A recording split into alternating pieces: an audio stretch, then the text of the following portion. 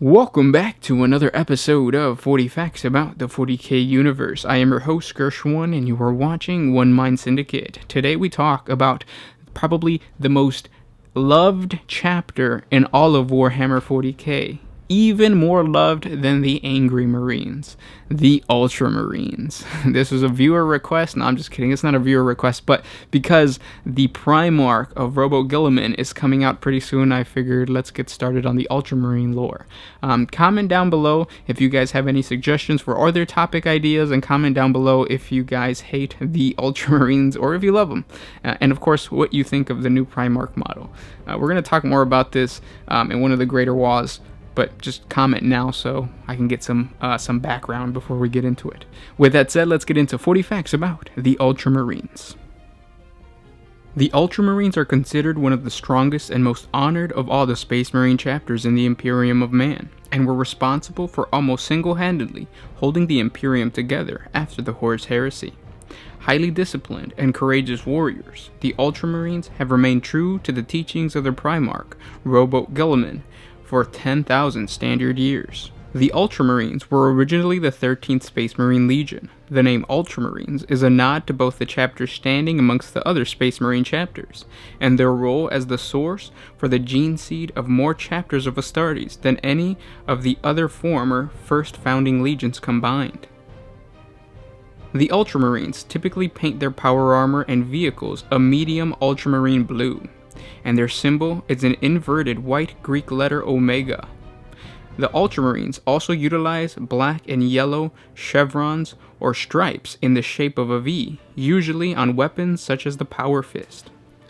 They also incorporate the double-headed Aquila, the Imperial Eagle, especially seen in Command and Elite squads, in their armory. They also have a gold trim on their Aquila. Their shoulder armor trim color varies depending on the company the Space Marines belong to. Apothecaries of the Ultramarines keep the blue armor but have their hands, shoulder guards, and backpacks painted white. They have a white vertical stripe painted down the center of the helmet. Some apothecaries have their armor white throughout with a blue shoulder plate. The 13th Legion's origin lay, as with their fellows, on Terra and the closing years of the Unification Wars.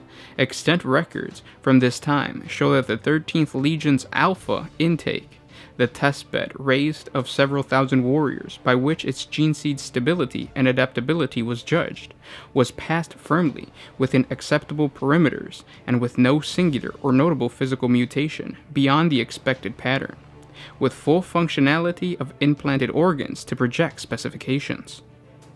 Initiates were noted to display increased aggression, as was expected, but also a marked tendency toward cohesion and the adoption of hierarchy, alongside an almost pathological dedication to the achievement of an assigned goal, particularly when compared against the psychologically profiles of certain other Alpha samples, such as the 12th Legion and the 5th Legion, later known as the World Eaters and the White Scars. The other legions demonstrated heightened individualistic and fractious tendencies post-implantation, although much of what would then transpire for the 13th Legion's very early expansion past its test stage has been hidden by layers of unbreachable secrecy. In terms of recruitment, evidence is apparent for a net being cast across Terra for initiates for the 13th, with intakes from areas as diverse as the sub-equatorial Magol clans of Pampakora, the war families of the Sagrona enclaves, the proud Midafric Hive oligarchy, and most latterly, an anthropophagic tribe of the Caucasus Wastes.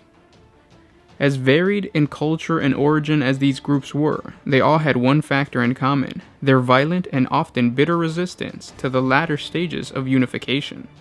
The resistance broken ultimately, in each case not by negotiated surrender, but by near annihilation, with in some situations little remaining except internal refugees and orphaned populations left by savage conflict which had brought these people to heel. It was this which led to the first informal nickname by which the 13th Legion was known by the forces alongside which they have served, the Warborn. It may be then theorized that the particular psychological effect of the 13th Legion's gene seed may have been used deliberately as a final weapon of the unification to bleed away potential rebellion on Terra, and also further absorb the strength of the savage tribes of Old Night into the fleeting Imperium. Further evidence of this can be perhaps inferred by the fact that no evidence remains of the 13th Legion seeing any active deployment on Terra itself during the Unification War's bitter battles, as both the 7th and the 8th Legion's early incarnations were, later known as the Imperial Fist and the Night Lords. For example, with their first full battle honor of the Ultramarines recorded as being for the first pacification of Luna, and the brutal Sedna campaign at the edge of the Sol system. As the earliest phase of the Great Crusade, the liberation of the Segmentum Solar, progressed, it was discovered that this ancient and most heavily settled region of the first stellar domain of humanity held many survivors from the Dark Age of technology. Of these, there were some openly welcoming the Imperium as patrons and protectors, but there were also many worlds who resisted compliance, either through ignorance or prideful assurance in their own strength, just as there were others who were enslaved under the yoke of Xenos oppression. The tide of conquest, however, with the Emperor at the head of the war efforts, quickly gained rapid momentum, and the fleeting Space Marine legions, undergoing their first great expansion, were a key part of this. During this period, the 13th, then around 8,000 strong, began to make its mark by taking part alongside other legions under the Emperor's direct generalship, gaining renown in notable campaigns such as the liberation of Diranus and the destruction of the Scandinavian Xenos Empire, as well as amassing a string of successes in solo operations on planets such as Loren Sigma, Selka Landing, and Nibeled. From each of these conquered human worlds, the most military factions provided additional intakes of recruits for the 13th, much as the Warborn sons of Terra had infused their first intake.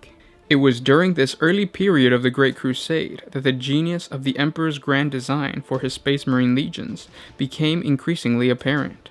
While each of his superhuman cadres proved itself able to fight on any battlefield and achieve victory, the Emperor had clearly patterned in the alchemaic mix of his sons a diversity of tempers and abilities that had given each legion a strength or suitability to a theater of war of its own beyond that of its peers. In some cases, these talents were visible, be they the near-perpetual fury already being displayed by the 9th Legion, the Blood Angels, or the uncanny resilience of the 14th Legion, the Death Guard. In others, they were subtle and bred in the bone, such as the oppressive darkness which consumed the souls of the 8th, and they could manifest in word and deed to the ruin of their foes, as they unyieldingly cold passion and technological aptitude to what was already becoming known as the Iron 10th, also known as the Iron Hands. It was into this latter category which the 13th fell. In them was found a mixture of aggression and restraint, discipline and determination, which rendered them supremely suited for joint task force and cross-theater warfare. The Legion also gained significant success in independent operations where it took direct command of secondary support forces of the Imperialis Auxilia, whether the professional and elite regiments of the Solar Auxilia and the regiments of the Old 100, or the often resentful and fractious host of the Imperialis Militia Auxilia, recently forced into compliance. In the latter case, the 13th Legion often detached cadres of its own warriors to act as disciplinarians if needed, handing out final justice and inspiring bravery from the front lines. In their adaptability and range of operation, they were said to be reminiscent of the vaunted 1st Legion, the Dark Angels, and the prominent Luna Wolves, on whose glory and accomplishments, since the Legion's early restoration of its Primarch, much had already been made. The key to their fighting style was imitation and adaptation. Their own arts of war had evolved quickly from the tenets laid out during their indoctrination and training, becoming combined with influences drawn from the host of martial cultures from which they were founded and other legions alongside which they served. From the knife crafts of the Opaki gangs of Hive Corps to the armored warfare tactics of the 10th Legion. And those were 40 facts about the Ultramarines. Of course, we're not done. We're going to talk more about their past history, and then we're going to get into more of their actions during the Horus Heresy, and of course the biggest thing, the Codex Astartes. I know there's a lot of haters of the Ultramarines, and I've never really known why. I think they're just like an easy punching bag because their Primarch is named Robo Gurliman. But in reality, like, comment down below, why do you hate the Ultramarines, the Ultra Smurfs? Why does everybody have so much animosity towards this chapter that in reality, I think has a good paint scheme? Like the blue and sometimes blue with the white, it pops. It makes the veterans look pretty badass. So comment down below, let me know why you hate the Ultramarines, and if you don't hate the Ultramarines, stick up for them, I guess. Don't forget to like, comment, and subscribe. That really helps us out, and it helps us to keep providing videos for you guys. If you guys like this video, share it on Facebook and all that jazz. If you want to support us a little bit more, jump on over to Patreon. A simple $1 a month helps us create more videos. With that said, I'll see you guys tomorrow. This was Gershwin with One Mind Syndicate, signing out.